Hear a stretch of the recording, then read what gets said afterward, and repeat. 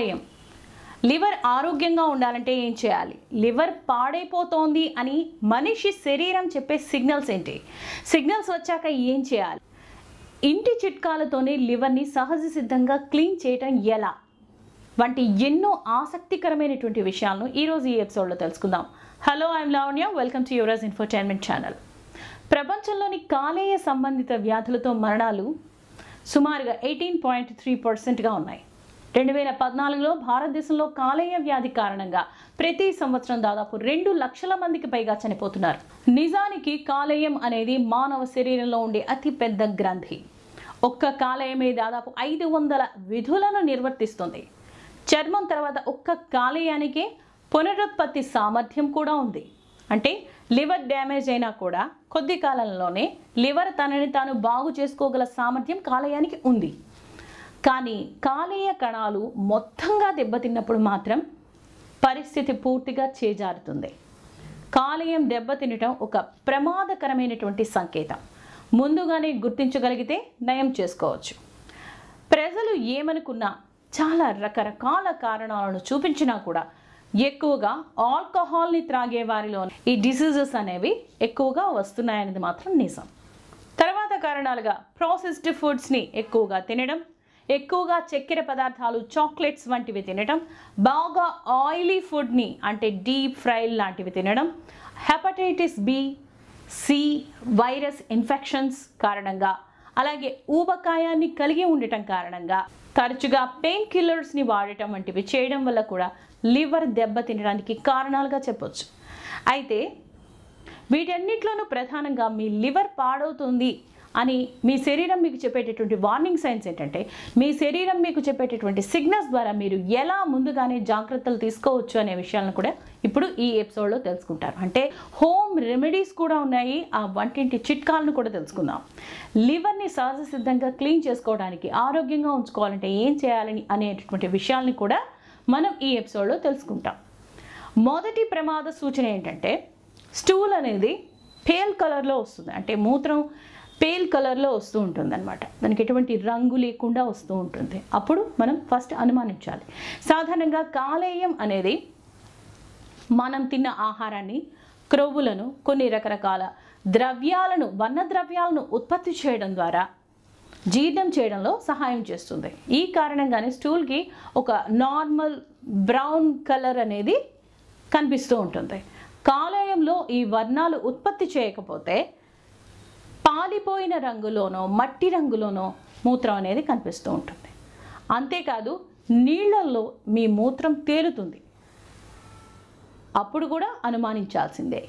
ఎందుకంటే లివర్ అనేది మనిషి తీసుకున్నటువంటి ఆహారం నుండి క్రొవ్వులను సరిగా జీర్ణం చేయకపోవటం వల్ల మూత్రం, స్టూల్ అనేది ల్యాబొరేటరీలోని నీళ్లలో తేలుతూ ఉంటుంది. ఇక రెండవ లక్షణం నిక్టలోపియా, అంటే కళ్ళు సరిగా కనిపించకపోవటం, మసకగా దృష్టి ఉండటం, తక్కువ కాంతిలో కంటి దృష్టి సరిగా కనిపించకపోవటం అనేది ప్రధానం.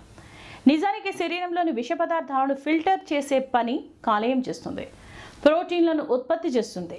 దీనిలో భాగంగానే కంటిలోని రెటీనాకు విటమిన్ ఏని సప్లై చేసే ప్రోటీన్ని కూడా కాలేయమే తయారు చేస్తూ ఉంటుంది. అందువల్లే కాలేయం సరిగా పనిచేయకపోతే కంటి చూపు దెబ్బతింటుంది.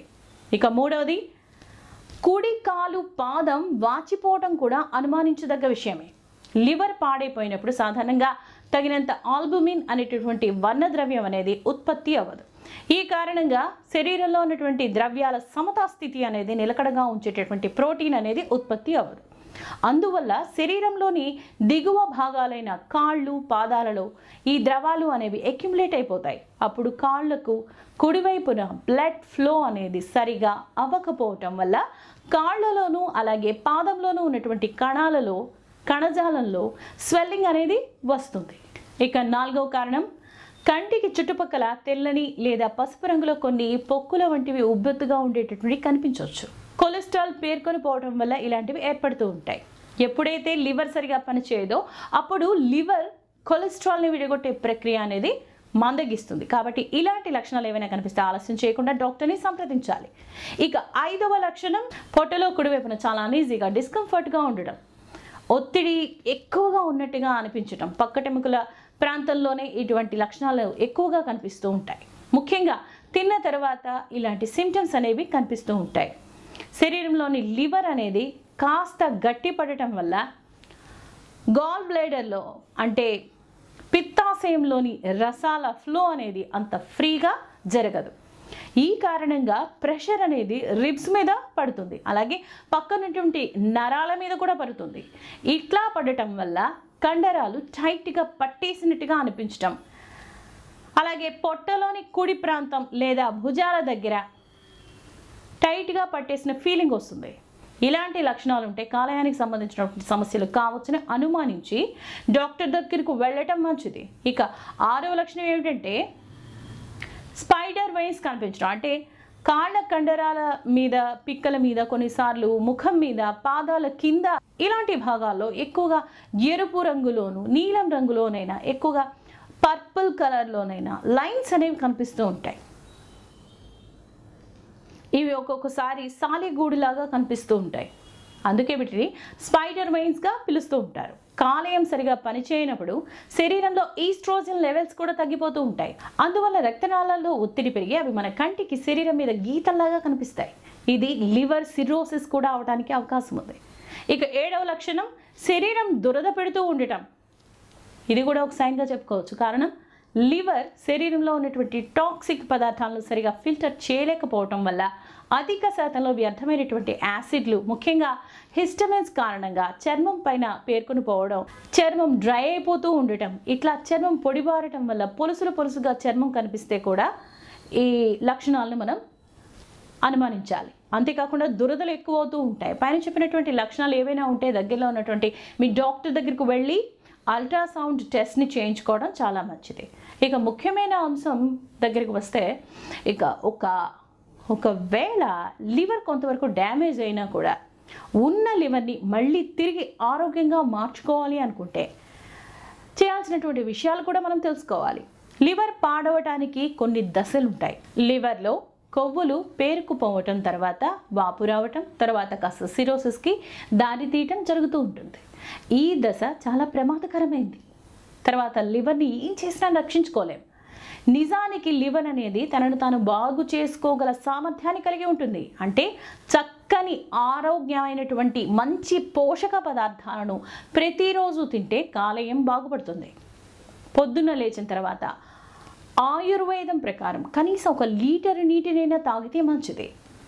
తర్వాత కాఫీ, టీలకు బదులుగా అల్లం, పసుపు, తులసి, దాల్చిన చెక్క, లవంగాలు, వట్టివేరు వంటి వాటిని చేర్చినటువంటి కషాయాన్ని తీసుకుంటే మంచిదని చెప్తారు. ఇవి లేకపోయినా కూడా స్పైసెస్ అన్నీ చేసి వంట చేసుకున్నా కూడా సరిపోతుంది. అంతేకాదు, లివర్ ఆరోగ్యంగా ఉంచుకోవాలనుకుంటే నాసిరకం ఆలివ్ ఆయిల్, పట్టి గింజల నూనె, సోయా నూనె వంటివి వాడకపోవటమే మంచిది. ఇవన్నీ కూడా లివర్ వాపుని మరింతగా పెంచుతాయి. కాబట్టి ఇలాంటి ఆయిల్స్కి దూరంగా ఉండాలి. యాంటీ ఇన్ఫ్లమేటరీ ఫ్యాట్స్ని కలిగి ఉన్నటువంటి వెన్న, butter, extra virgin olive oil, కొబ్బరి నూనె వంటి వాటితో వంట చేసుకోవడం చాలా మంచిది. ఇక 3వ చిట్కా, సల్ఫర్ అధికంగా ఉండే పదార్థాలు అంటే ముఖ్యంగా వెల్లుల్లి, ముల్లంగి, బ్రాకలీ, క్యాబేజీ, పుట్టగొడుగులు, ఉల్లికాడలు, ఉల్లిపాయలు, చేపలు, తాజా ఆకుకూరలు, గురుడ్లు, వాల్నట్లు, మొలకలు భోజనంలో భాగంగా చేసుకోవాలి. చెరుకు రసం వంటివి కూడా సహజ సిద్ధంగా ముఖ్యమైనటువంటిది ఏంటంటే చక్కెర పదార్థాలు అలాగే ప్రాసెస్డ్ ఫుడ్స్ని తినకపోవటమే మంచిది. అంతేకాదు, పిండి పదార్థాలను కూడా చాలా వరకు తగ్గించాలి. అంటే బ్రెడ్, తెల్లన్నం, biscuits, bakery food items, sweets, pastas, pizzas, soda, cool drinks ఇలాంటివన్నీ కూడా మానేయడమే మంచిది. ఫ్రక్టోజ్ షుగర్స్ ఎక్కువగా ఉండే వాటిని అవాయిడ్ చేయాలి. ఫ్రూట్ జ్యూసెస్ని తాగే బదులుగా పండ్లను నేరుగా నమిలి తింటే మంచిది. ఆల్కహాల్ని కూడా కంప్లీట్గా మానేయాలి.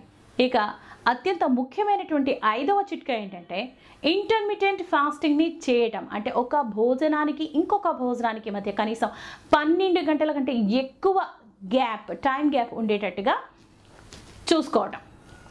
కాలేయం తనను తాను రిపేర్ చేసుకోవడానికి సమయం ఇచ్చినట్టుగా అవుతుంది. అప్పుడు కాలేయం కూడా కాసేపు రెస్ట్ తీసుకుంటుంది. కాలేయంలో ఉన్నటువంటి ఫ్యాట్ అనేది తగ్గుతుంది. ఇన్సులిన్ సెన్సిటివిటీ కూడా పెరుగుతుంది. వాపు తగ్గుతుంది. కాబట్టి కాలేయానికి ఏదైనా హెల్ప్ చేయాలి అనుకుంటే ఇంటర్మిటెంట్ ఫాస్టింగ్ అనేది చాలా చాలా బెస్ట్ వే అనే చెప్పొచ్చు. మీకు ఈ ఎపిసోడ్ నచ్చితే మీ ఫ్రెండ్స్కి చెప్పండి. యువరాజ్ ఇన్ఫోటైన్మెంట్ ఛానల్ని సబ్స్క్రైబ్ చేయండి, లైక్ చేయండి, షేర్ చేయండి. And thank you for watching.